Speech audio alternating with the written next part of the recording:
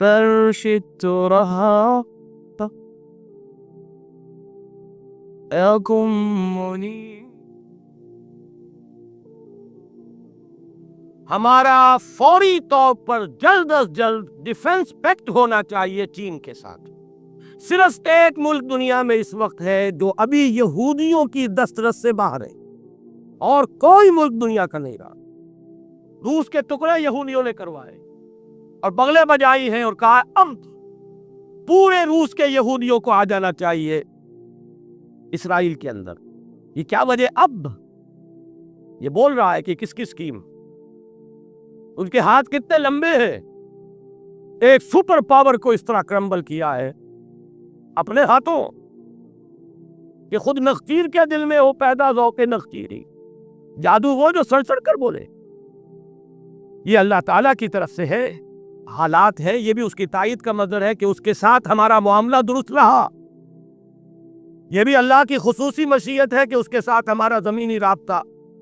یہ شاہراہ ریشم بنی، یہ معجزات میں سے ہے، ونڈرز آف دی ورلڈ میں سے شمار ہو سکتا ہے اس کا. اس میں کوئی تاخیر نہیں ہونی چاہیے. بعض اوقات مراحل جو ہوتے ہیں وہ اتنے کرٹیکل ہوتے ہیں کہ ایک ایک لمحے اور ایک ایک منٹ کی بہت زیادہ قدر و قیمت ہوتی ہے. اس کے لیے ہر سطح پر کوشش ہونی چاہیے. ڈیفنس پیکٹ، آپ کو یاد ہے ہندوستان اتنی بڑی طاقت تھی اور ہمارا حال جو تھا مشرقی پاکستان میں کتنا وہ خود بخود تیار ہے پکے ہوئے پھل کی طرح. دیکھیے پڑتا ہے آخر کس کی جھولی میں فرنگ. وہ تو ہمارے انتشار کی وجہ سے مشرقی پاکستان خود بخود ایکسپلوڈ ہو رہا تھا. پھر بھارت کتنی بڑی طاقت، پھر بھی اس نے جب تک اسی وقت اسی موقع پر 20 سالہ دوستی کا معاہدہ روس کے ساتھ نہیں کیا، اس نے جرأت نہیں کی تھی آگے آنے کی. 20 سالہ معاہدہ اور ابھی اس کی تجدید ہوئی ہے. لیکن سن 71 سے 91 میں ابھی تو ختم ہوا ہے. وہ این اسی وقت کیا تھا معاہدہ. اگر ہماری حکومت کو اس کا ہوش نہیں ہے، ہمارے ہاں بدقسمتی ہے کہ ہمارے ہاں تو پورا وزیر جو ہے وہ دفاع کا وزیر ہی موجود نہیں، خارجہ وزیر ہی موجود نہیں. ایک آدمی کیا کرے؟ اسے میڈکوں کے ساتھ بھی معاملہ کرنا ہے جو ادھر پھدک رہا ہے ادھر پھدک رہا ہے. اسے یہ بھی دیکھنا ہے کہ میرے اپنے ساتھیوں میں لٹیرے ہیں اور ان کا لوٹ مار کا بھالا پھوٹ گیا. بہرحال اللہ تعالیٰ مدد کرے گا تو سارے مسئلے حل ہو جائیں گے. لیکن یہ کہ آخر یہ بھی سنت رسول ہے. اللہ کی نصرت حضور سے زیادہ کس کے ساتھ تھی؟ لیکن مدینے پہنچتے ہی دفاعی پیکٹ کیا کہ نہیں کیا؟ یہود کے ساتھ کیا. حکمت تدبیر اپنی جگہ ہے، تقدیر اپنی جگہ ہے، تدبیر اپنی جگہ ہے، اللہ کی قدرت اپنی جگہ ہے، بندے کی کوشش اپنی جگہ ہے. ہر شے کا ایک مقام. اسی طریقے سے پھر آپ نے قبائل کو حلیف بنایا. فائنل اسالٹ جو تھی مکے پر، اس سے پہلے آپ نے وہ حلیفی رشتے قائم کیے کفار کے ساتھ. قبیلہ ایمان تو نہیں لائے تھے. اور آپ کو معلوم ہے جیسے سیرت کے میں بھی آتی ہے کہ صلح حدیبیہ ٹوٹی ہے تو ایک کافر حلیف قبیلے کی وجہ سے ٹوٹی. جب صلح حدیبیہ ہوئی تھی اس میں یہ تھا کہ جو قبیلہ چاہے مسلمانوں کا حلیف بن جائے، جو قبیلہ چاہے وہ قریش مکہ کا بن جائے. اب ہوا کیا کہ قریش کے حلیف ایک قبیلے نے مسلمانوں کے ایک حلیف قبیلے پر حملہ کیا، صلح ٹوٹ گئی. پھر حضور نے صلح کی تجدید نہیں کی. خاموشی کے ساتھ آپ نے، انتہائی رازداری کے ساتھ آپ نے وہ جو تھا فتح مکہ کے لیے تیاری کی ہے. کہ ایک صحابی سے ذرا سی غلطی ہو گئی تو سورہ ممتحنہ کا اکثر و بیشتر حصہ اسی پر نازل ہوا. حضرت حاتب ابن ابی بلتع، انہوں نے اس کی مخبری کچھ کر دی تھی. حضرت عمر نے تو کہا تھا میں اس کی گردن اڑا دوں. حضور نے فرمایا عمر جانتے نہیں یہ بدری ہے، اس سے خطا ہو گئی ہے. اللہ تو معاف کر چکا ہے خطا، لیکن خطا ہوئی. اللہ نے بچایا. حضور کو اطلاع دے دی کہ وہ تو خط جا رہا اس عورت کے ذریعے سے. آپ کے ایک ساتھی سے لغزش ہو گئی ہے، غلطی ہو گئی. حضرت علی کو بھیجا ہے، آپ خط برآمد کر کے لائے. اس کا بھی تعلق ہے میرے اگلے نقطے سے.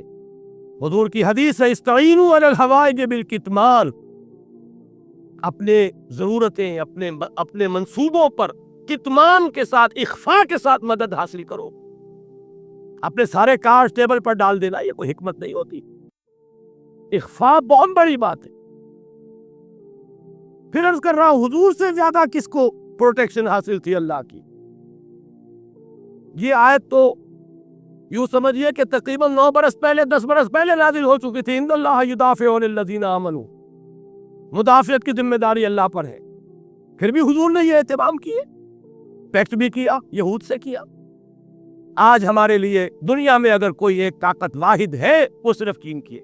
ایک لحظے کی دیر نہیں ہونی چاہیے اس میں. اگر کہیں بھی ڈھل مل یقینی کا معاملہ رہا اور حیث بحث میں اور سوچ بچار میں وقت گزار دیا گیا تو گیا وقت پھر ہاتھ آتا نہیں. تیسری بات، وَأَعِدُّوا لَهُم مَّا اسْتَطَعْتُمْ. جتنا بھی امکان میں ہے ساز و سامان، اسلحہ تیار. ظاہر بات ہے آج کی دنیا میں موسٹ افیکٹو ڈیٹرنٹ اگر ہے تو وہ ایٹم بم ہے. دشمن کو اگر سوچنے پر مجبور کرنے والی شے ہے.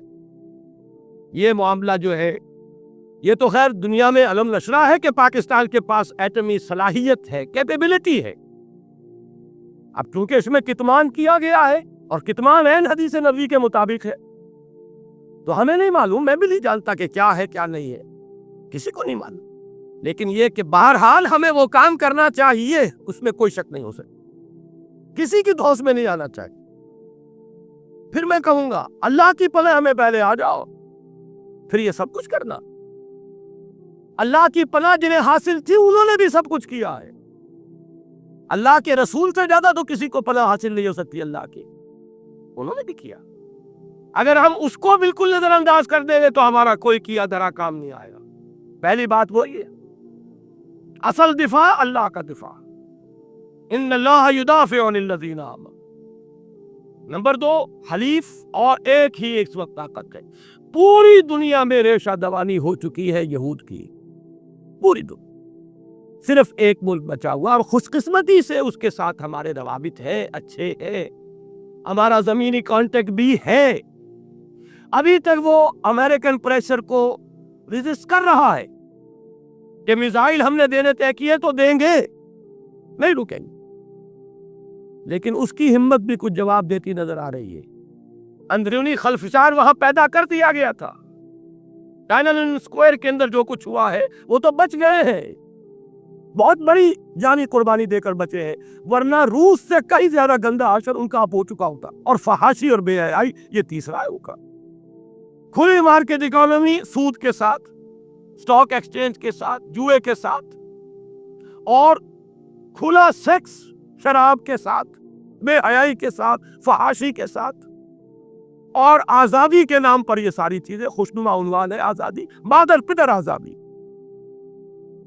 اخلاقی آزادی، خدا سے آزادی، رسول سے آزادی، مذہب سے آزادی، آزادی ہی آزادی.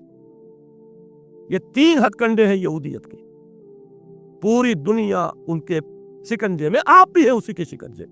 نظام کے اعتبار سے ہم بھی اسی شکنجے میں.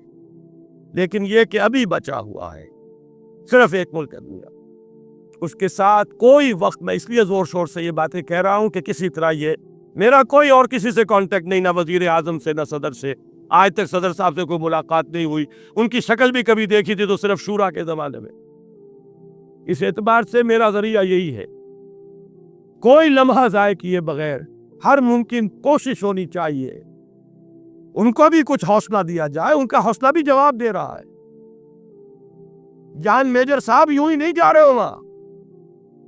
یہ وہی ویسپ، دی وائٹ اینگلو سیکسن پروٹیسٹنٹ، جو یہود کے شکنجے میں.